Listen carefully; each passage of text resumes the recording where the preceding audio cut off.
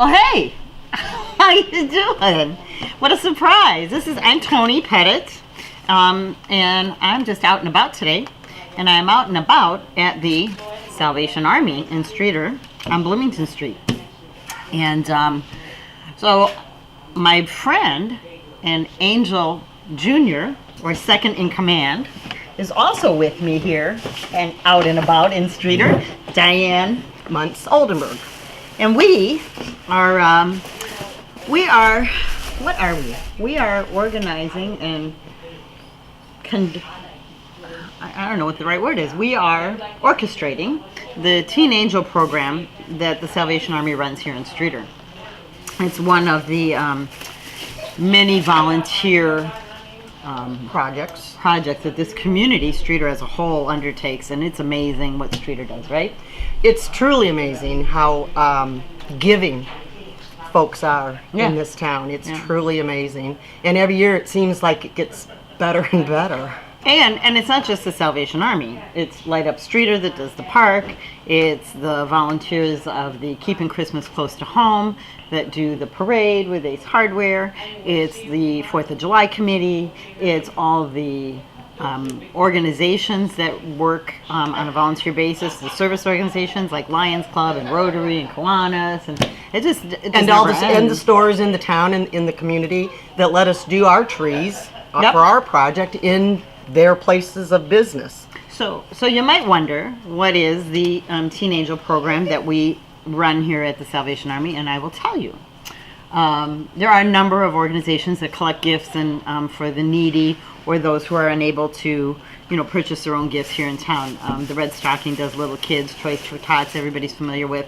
And a number of years ago, there was a young boy in Streator, I think he was in his teens, and he said, you know what, a lot of times the teens don't get anything because the little kids always get taken care of. So he initially started collecting for teens, and then the Salvation Army took on that responsibility. And so what we do, or what the Salvation Army does, is that they have a registration from the month of November for all families who are unable to provide for the teens their gifts, and you come in and you register, and there's certain qualifiers that you have to meet in order to be a teen angel. And once those teen angels are all registered and we get all the little girl angels and boy angels with their names and what their wish list is, we have 4 businesses in town that help us hang these angels so that these kids won't be neglected during the holiday season. And one of those is it's not St. Mary's anymore. It's Center for Health Streator, which used to be St. Mary's Hospital, and St. Mary's Hospital did this from the onset when we first started this. I think it's been about 6 years ago, maybe 7. Al's Place Restaurant also, year after year after year, puts up a tree. Walmart came, have a tree up over there. Big R came to Streator, and they were kind enough to have a tree up there. So if you're shopping, and Big R was kind enough to move their tree when Teen Angel Senior boss didn't like it where it was. So they've done a wonderful job. All 4 of those businesses. We can't say enough about how accommodating they are, and the gift giving is just incredible. So we are grateful. So what we are doing today is reviewing the gifts that have been purchased for our teen angels and making sure that everybody gets what they want, or at least close to it. So that's what we do this morning. And then, if by perhaps they don't have what they have in their bag, what they have on here, we have a whole row of donated things. Everything from toiletries to clothes, perfumes, games, board games, puzzles, sweatshirts, basketballs, and that is donated by just various people throughout our community and thereabouts. And sometimes people pick up an angel with all good intent of purchasing for that child, and they'll put it in their purse or they'll put it in their wallet or their pocket, and then New Year's Day comes around and they go, oh my God, I completely forgot I was supposed to buy for this kid. So sometimes angels don't get returned, and in that case we have this plethora of things to choose from so that we can help create a bag or a gift for that child who may have forgotten by accident. Things happen, life is busy, and it's not intentional. We know that the intention is good, and sometimes it just happens. So what can we do? And sometimes they come in rather late, but that's all right too. He needs some stuff. He needs some stuff, and it's basic needs that he needs. So while Socks, a football, and a Streator men's high school sweater. Once a Bulldog, always a Bulldog. So while we do this, we'll talk about some of the other stuff that's going on around in town. The Salvation Army, but before I forget, I want to stay on the Salvation Army for just a minute because the Christmas season in Streator, like we said, is just such a... we're so giving in this community, there's no doubt about it. But one thing we do want to mention is that all the money that you see with the bell ringers that are outside around town and that they're collecting and the nickels and dimes that we throw in those Salvation Army kettles, all of that money remains in Streator. And for being a smaller community than some of the surrounding neighborhoods and other cities, Streator year after year after year seems to collect more than any other city. So bell ringers are such a critical part of the success of our Salvation Army here that takes care of so many things and so many needs for people that when they find themselves in times of difficulty, they give away free coats year-round. They have a blanket giveaway. They provide meals at Christmas time with vouchers to those families who, are in need, along with the teen angels. But if you got an hour or two and you want to ring a bell in Streator, please do, because that's something that money lasts all year round. So if you got some time and you want to come out and ring a bell, please come in and see Judy Booz. She's the director here at the Salvation Army, because they could sure use a few more bell ringers. And don't forget, every time a bell rings, an angel gets its wings. That would be us. We are the... That would be us. Sometimes our wings are kind of broken. Or the teen angels. So yeah. Okay. So that's all I wanted to say about Well, I that. have a completed gift bag here. All right. And this is wonderful. Merry Christmas to this young man. So From some wonderful person around our area. So I guess we could also talk about one of the other organizations that I'm involved in and have been for quite some time, and that is our local Streator Neighborhood Watch. I hope you don't mind that I am working while we chat, but it makes multitasking is what I do, and I can't always see, so I gotta put my glasses on. Anyway, so Streator Neighborhood Watch, another valuable volunteer organization here in town. We have had a neighborhood watch for a long time. I think 17 years maybe, and it's an evolving and revolving organization. People tend to come to Neighborhood Watch when they've got a problem or a concern in their area, and then they show up at meetings, or they come and they ask for guidance on how they can address their issues, and we as an organization try and assist and help out. We have a group of people that are like coordinators for helping you organize a neighborhood watch in your area if you need one. And I shouldn't say if you need one. Everybody needs one. You need to know who your neighbors are. You need to know what's going on. You need to know who's moving in and out. It's important to know their names, to know the elderly, to know if they might have a problem in the wintertime because it's too cold, or in the summertime because it's too hot. There are many functions that Neighborhood Watch fulfills other than just reporting crime and being aware of what's happening. But that is, not that that's not important, that's a primary focus. We all have to be that good neighbor. There you go, like Mr. Rogers. Like eh? Mr. Rogers.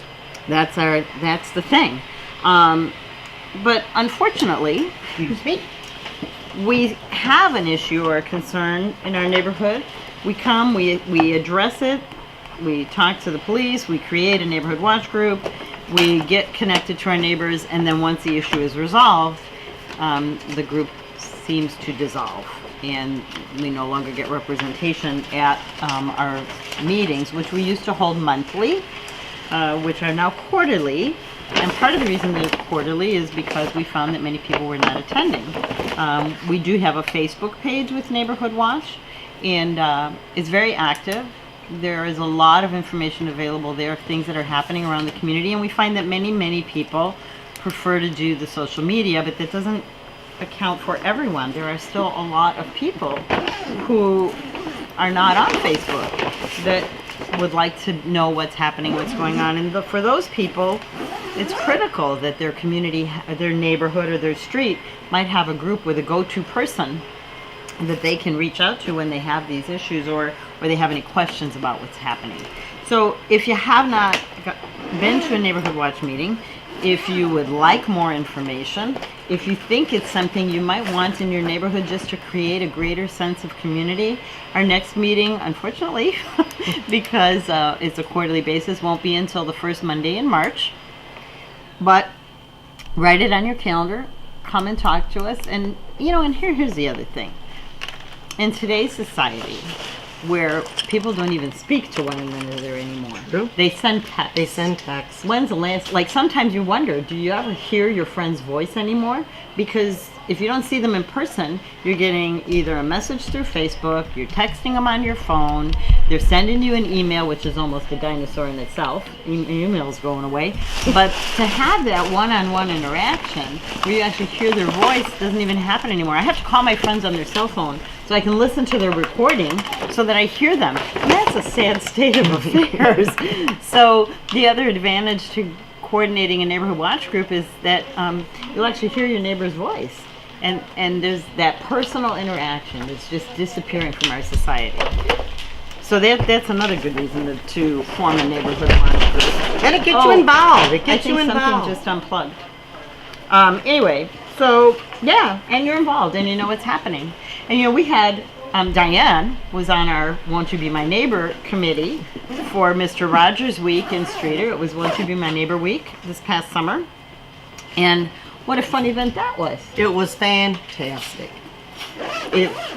It brought back so many old memories for many of us, and hopefully we gave new memories for the new kids in town. Well, it was just in the newspaper yesterday. I don't know if you get the paper, but yesterday. I didn't read yesterday's paper. Oh, well, yesterday's paper had a guest writer, somebody from the right team, and they wrote about Mr. Rogers. Oh, and, how wonderful. Yeah, one of Mr. Rogers' famous quotes was, the people who see other people in need and respond are what he considers heroes. It's something along those lines. I mean, I'm paraphrasing. But the right team writer ended up and said, I want to be the kind of hero that Mr. Rogers would want me to be. His whole column was about Mr. Rogers. Oh, that is So that wonderful. was kind of fun. Yeah, I went to go see the movie. The movie. Yeah, it was good. It was good. The whole week was great. The whole week was great. And what was To see amazing, the camaraderie. Oh, yeah. The And the camaraderie. acts of neighborliness, right? Oh, that's right. Yeah. The flower, I can't even remember which flower shop it was now. Oh, Flowers Plus. Flowers Plus. Yep, that participated. Did neighborly things, giving unsuspected people flowers just because. Yep.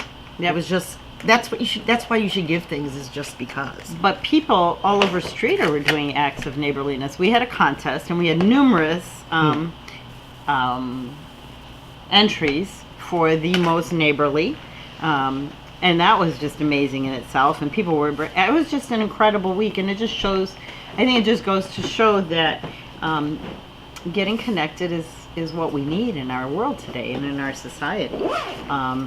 So And it's a good feeling. It's a really good feeling when you're done. It just gives your own self and some peace we and do some, a lot, a good feeling. but a lot of people, I mean, there's some amazing people out there in Streator. But one of the other things that we have coming up next month is the appreciation luncheon for all those who help with the Salvation Army during the Christmas bell ringing season and all year round. People who work in the gift shop, they all volunteer.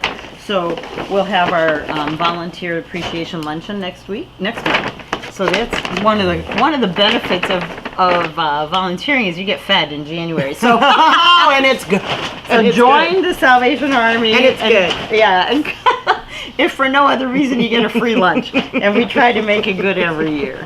And we want to say, I can't say enough about OSF and how they have, as they took over St. Mary's Hospital, which was so devastating for so many of us to lose our hospital, that OSF has really reached out to the community and been involved in many events. They were at our Mr. Rogers Week. They set up a space at the city park when we had our Won't You Be My Neighbor picnic. And they have continued with the Angel Tree program that was part of St. Mary's. And they're so kind down there to get me through the old hospital. Yeah. I used to know it like the back of me hand, but it is so different, and they've been so cordial and so inviting and very helpful to me. That's my territory down there, so they've been wonderful. They've really come through with the spirit. Yep. Yeah, they're good. Can't complain about them. As has everybody that has donated or purchased anything. And volunteering, you know, when you volunteer, you're not getting paid for it. You're not getting nothing. You're getting a food. You're getting food. But, you know, you're not getting paid for it. And, yeah, and those little cookies there that are excellent. You're not getting paid for it. So that means the payment is right here. Yeah. Right here. And it's true. I think it's what Streator's all about. There's no doubt about it. I mean, this is the most generous, most giving community that I have ever been in. And I'm not original Streatorite. I am a born and raised Streatorite, and I can vouch for my parents. They did the same thing for our community. So maybe the people that you're seeing do the things now, their parents also taught them in Streator what a great, great community we are, and giving and caring that we really, really are. It's in my blood. Yeah. And you just got to be part of the community. I mean, it's like I said, I'm not originally from here, but I grew up in Chicago. I lived in San Diego area for a number of years, and then ended up back in Chicago, and then somehow found my way here to Streator. And I got to say, I feel like I've been embraced by this community. I even feel like I'm from Streator, even though I'm She's not. a pretty good milk lady, too. We met after the tornado. She wanted to know if we needed anything, and my husband just wanted some cold milk. So every other day, Angel Senior here would come with a quart of milk for my husband. That was a horrible thing. That was in 2010, and there you go. That takes you back to Streator in 2010. Yeah. How people were so giving and caring and thoughtful and taking care of us and bringing us food and. Yeah. And we were involved in the Salvation Army here too. We prepared lunches. Oh, that's right. And that's meals right. for the people who were doing the tornado relief. Salvation Army taught me how to eat yogurt and grapes for breakfast. So it was a pretty, that was a. But that was my introduction to Streator. Actually, I had just moved here when that occurred. So anyway, and then that's how we met. In April, you will see my name on the ballot. I'll be running for city council, and we'll see what happens there. So, but are you going to ask me to be your campaign manager? That could be dangerous. I don't know. But so anyway, so I think that's kind of the next step for all of us. I mean, it's a little bit concerning to me that in this community of over 13,000 people, that to get on the ballot, you only needed 14 signatures on your petition. Which is a little bit sad. And what's our population again? Well, we have over 13,000 people. How many are voting age? Right. Is debatable. But the point is that in order to complete the petition to apply for candidacy requires only 14 signatures, and that's based on the voter turnout from the previous election. So 14 is not very many, and I think it's 10%, if I'm not mistaken. So we need to be more active even in that role, getting out there, attending meetings for not just our volunteer organizations and stepping forward there to affect our community, but there are meetings twice a month at City Hall.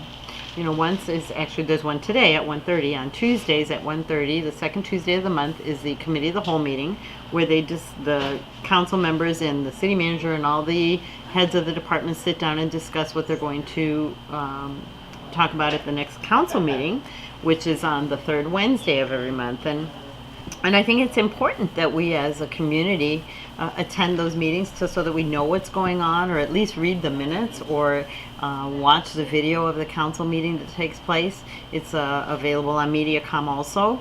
And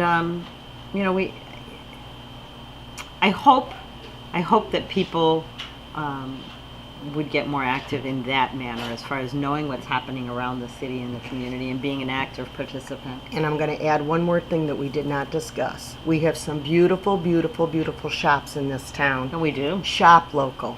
Yep. You want your city to come back. You want to be progressive. Shop local and support your local businesses and your local almost maybe Congress people or whatever we call you. Council But, member. you know, that's true. Downtown, Main Street is taken off like crazy. North Point is booming. I was at the movie theater. My friend manages it, and I was at the Eagle 6. And I was talking to some of the people that were coming in. And there are people that come to our movie theater from LaSalle, Peru. I had a lady from Princeton that I talked to. There was people from Ottawa that come here. And they come here because our movie theater is state of the art. The seats are unbelievably comfortable. The staff is friendly. It's the cleanest movie theater I've ever been in. It's up to date. It's modern. They work their butts off to make it a great experience for us. And then we are drawing people from outside the area that are willing to drive 35, 40 minutes to go see a movie for the experience of being in Streator and being in our movie theater. You know, you got to give them that. We had relation here from Colorado. And it was during Mr. Rogers. Oh. It was during the Mr. Rogers week. And so they wanted something to do, aunt and uncle. So I said, why don't you go out to the theater? They couldn't believe it. For a town our size and the theater, they were just overwhelmed. You know, and they're from the big city in Colorado. Yeah, it's beautiful. It's beautiful. You can't beat it. So, and in addition, well, Diane was just saying about our downtown businesses that are opening up, and we talked about North Point a little bit, but Really, really quick, I want to say something before I forget about it. The mural, is that the right pronunciation of the Murals? Murals at Heritage Park.